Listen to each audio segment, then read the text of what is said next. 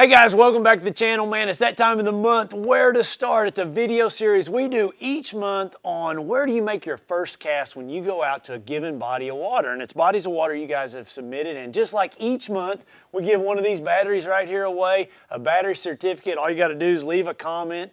It's a great way to win a battery. It's a great way to learn where to start on your given body of water. It's a fun, challenging series that I love to do. It's what I do before I go to any lake. I study it big time on different maps and figure out where I'm going to go make my first cast in the month of March. We got 3 Great Lakes coming at you.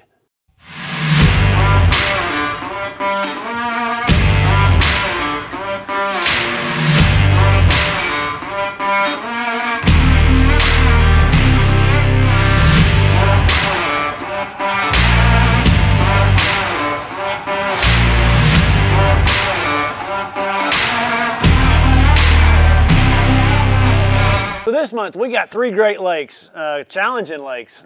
Gaston Lake in North Carolina, had quite a few people send that one in.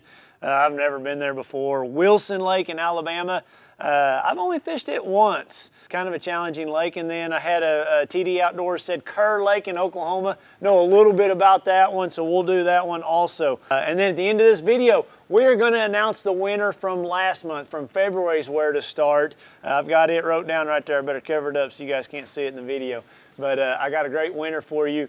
All you got to do is just send me an email through my website and we'll mail you a battery certificate. All right, so let's get started. So for this first lake, Gaston, man, when I look at this thing, it is massive. I mean, really, really big. It looks like it's right there on the border of North Carolina and Virginia.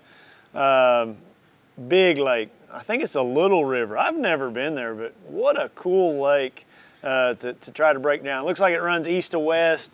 I got to break stuff down really, really quick. And, you know, we only get 2 days of practice. When I look at this creek here, and I don't know the name of it, so I'm just going to zoom in. It's the first big major creek that goes to the north. I guess why I pick it as a place to start, man, I've got a lot of high percentage areas just to get a bite. You know, I've got a bridge right here. It's got current going in and out, like stage and fish moving. You know, I like it. It's got another bridge right here. Seems like there's another bridge somewhere in here, I thought. Yeah, there's another one all the way in the back. I mean, so I got 3 really high percentage areas to start there on those bridges. But, you know, when I look at this pocket, let's just take it. I got a lot of stuff where to start on this lake. So I'm just going to break it down really kind of quick. This first major pocket that goes off to the right here on my C map, looks like there's an old underwater road. Man, I love finding stuff like this out in front of a spawning pocket back here. You know, it's protected from a really harsh north wind. You know, it's just a good little pocket. So, you know, I look at this road, I look at these as areas that fish could stage, you know, February, the 1st of March, you know, before they go back in here and spawn. I really kind of like it. You know, then this road also is going to have a couple spots right here. If I look at it over here on Google Earth, that road, it comes out right here and just goes across right here. So you're going to have some points and something. I would just idle across it and look at it. And then it cuts across this pocket right here. It's another spot that I would look. When I look at this pocket a little further, see how this bank right here is going to be in the sun all day long. It's got some grass down through there, so like the end of March, like, man, those fish could just, that's a good prime looking spawning bank to me. That's a couple areas to start. Like, to me, this creek, I could fish a lot from the front to the back of a pocket and figure out exactly how far along those fish are, is what I like about it. It's got, you know, lots of boat docks, just lots of cover, lots of things that I can make a high percentage cast in a very, very short amount of time. You know, and that's what it's about, trying to get as many bites as you can and figuring it out as quick as you can. Now, when I zoom out on it, like, there's some super cool stuff here that Google Earth tells us. You know, when you look at this pocket right here, you got all this mud, and look how clean this is back here. So one, I've got a bridge. You know, fish could stage up on this bridge, coming in, going out. I've got a big spawning flat. You guys have heard me talk a lot about spawning flats. And then I've got 2 really clear water pockets back here. You know, spawning pocket's going to be ultra shallow. could be really good. To me, that's the kind of stuff that I look for in the spring. We'll talk about it a lot in this video, getting in and out of the current, finding the cleanest water, you know, the prettiest, cleanest water you can find. That's where those bass are going to spawn, you know, the most. There'll be a lot of them spawning. You know, when I looked at this lake, like here's another one. When you look at it, it just shines with this Google Earth. You can see this cleaner, clearer water back here. Same thing back here. That stuff's cleaning up really quick. To me, those are going to be really good key areas to go look for fish that are preparing to spawn or getting ready to spawn. Going up this lake a little further, there's a couple others that really shined out to me. Look at this one right here. So you got to think about all these fish out in this river channel. They want to get out of that current. They want to go up there and spawn. Man, this ditch that comes in right here, and then you've got just grass and just clean water, just water out of the current all down through here. Just to me, that looks like a really good spot to start in the month of March. I feel like March in North Carolina, your fish are going to be spawning. I feel like this is a lake that they're going to spawn for sure by the end of March, if not throughout the whole month of March. I really don't know the time frame of your guys' fish, but in my mind, it's all about in and around the spawn, and man, those areas to me look phenomenal. When you zoom in on this, no, it's not deep, but man, those fish should flood in there, and it's out of the current, it's cleaner water, it's got lots of grass. It just looks really, really good. You know, you can find some more areas like this by studying Google Earth. I mean, this pocket here looks like it's out of the flow. It cleans up really good. Fish flood into spots like that in the spring. They want to get to the most cleanest, stablest, warmest water you can find. And by looking at Google Earth here, we can see exactly where that stuff is on Gaston. So that's some areas where I would definitely go to start on that body of water. You know, to me, it looks like a spinnerbait water. It looks like a slobber knocker water. It looks like a square bill water, flipping a black blue jig. It's going to be stuff that's in front of you. Shallow, power fishing, a cool lake. I gave you more than 3. I gave you some good areas that I would start on Gaston. The next one is Wilson Lake in Alabama. All right, what's really cool about this lake is it's on the Tennessee River, and just saying the words Tennessee River is super cool. I just love that. I love the Tennessee River. It's just an awesome fishery. Wilson Lake is kind of a small lake. It fits between, what is that, Pickwick and Wheeler. You know, the tail race on all bodies of water on the Tennessee River, they're always dynamite. You know, I would think fish that haven't spawned or in this tail race, fish that just got done spawning, they're going to be up in these tail races. So just keep that in mind. That's just a given on a place to start anywhere on the Tennessee River is the tail races. We're not going to dive off into that. But with that said, you know, when you look at Wilson, yes, the obvious answers, get out of the current, that kind of stuff. There's not a lot of it. You got this big creek right here. What's it called? Town Creek, that is going to be a phenomenal creek to get into. Lots of fish should flood in there to get out of the current to spawn. You know, you've got this Coffee Branch over here. That's not called Coffee Branch. It's a Blue Water Creek. You know, another real clear water creek that fish could come in to spawn. All these little pockets. But they all don't go in there to spawn. Like, you know, in my mind, you've got this Hog Island right here. When you look at this Hog Island, fish are going to spawn on that. Yes, fish are going to spawn in Town Creek maybe earlier because this water back here is out of the current, and then a little bit later they're going to spawn on this Hog Island.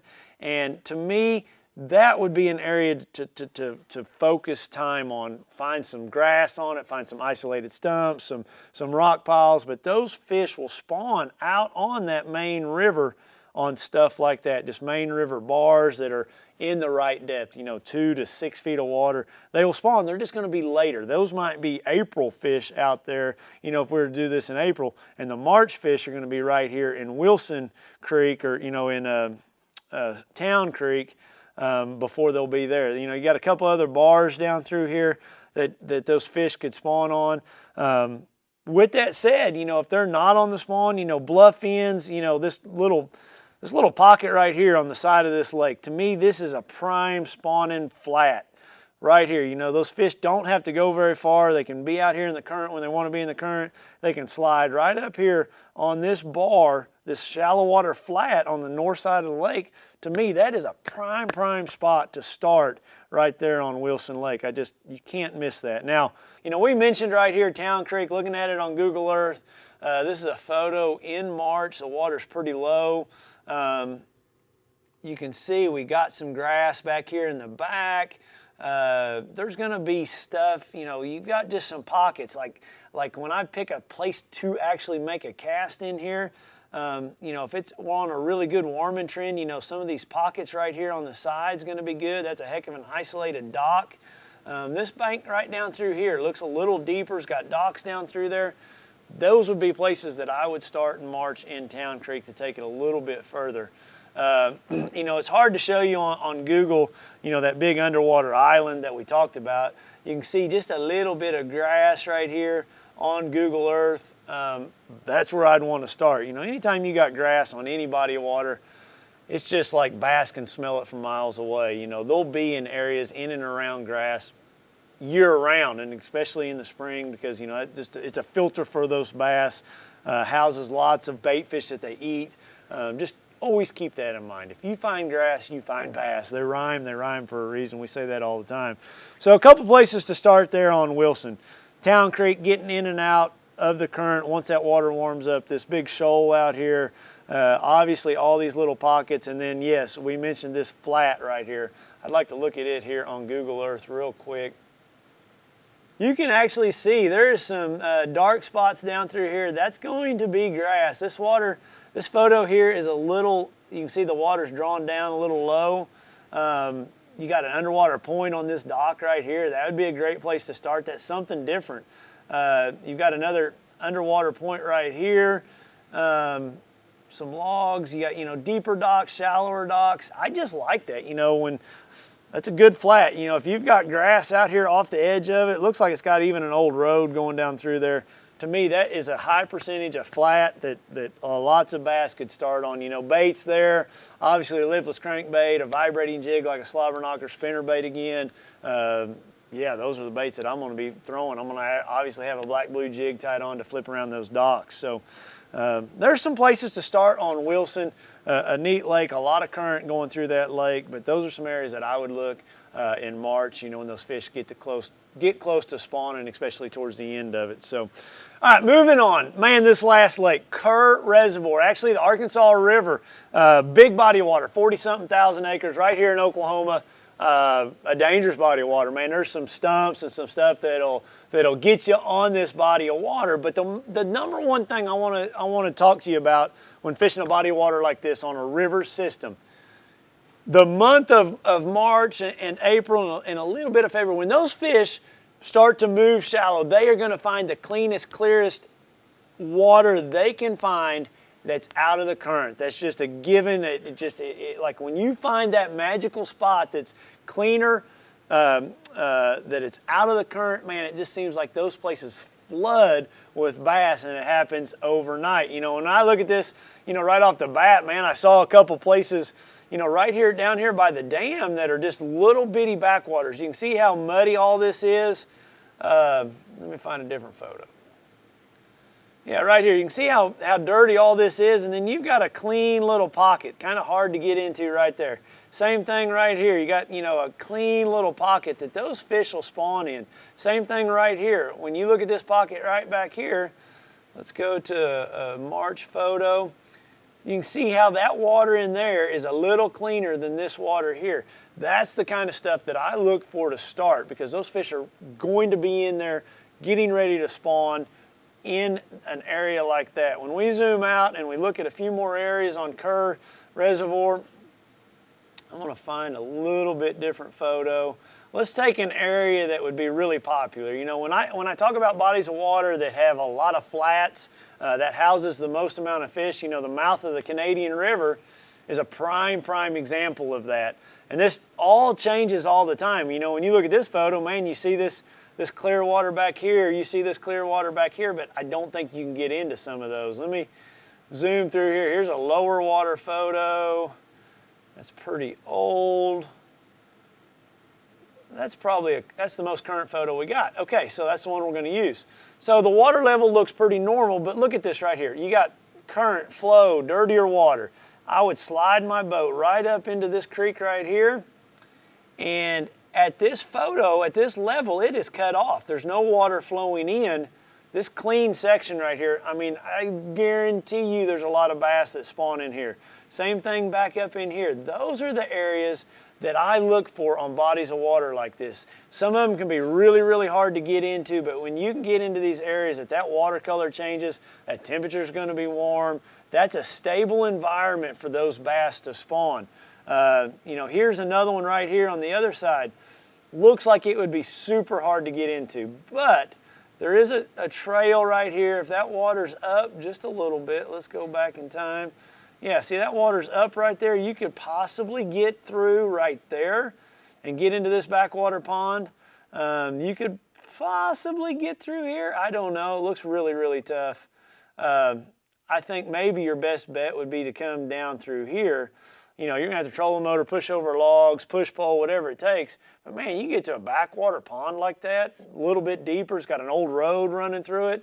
That's gonna be a hard bottom, that's gonna be really protected, out of the current, stable water, stable environment. That's what those bass look for this time of year. And that's something that you can think about on all bodies of water. You know, some bodies of water, like I just got back from Florida, wind, it can just tear some sides of the lake up. You know, if it blows out of a certain direction, it just gets a bunch of particles in the body of water on that side of the lake. So you move to the other side where it's stable, where that wind's leeward. On that leeward side, that water's going to stay cleaner. It's going to stay a better water temperature. Those are things that I'm talking about. It's not just here on the Arkansas River. Find the cleanest, stablest water you can find in the month of March, and that's where you're going to find a bunch of bass trying to get in there and do their yearly ritual of spawning. And those are things that I look for on all these bodies of water. So guys, I hope this helps. I hope this gives you some areas of where to start on these bodies of water or on a lake next to you in your state.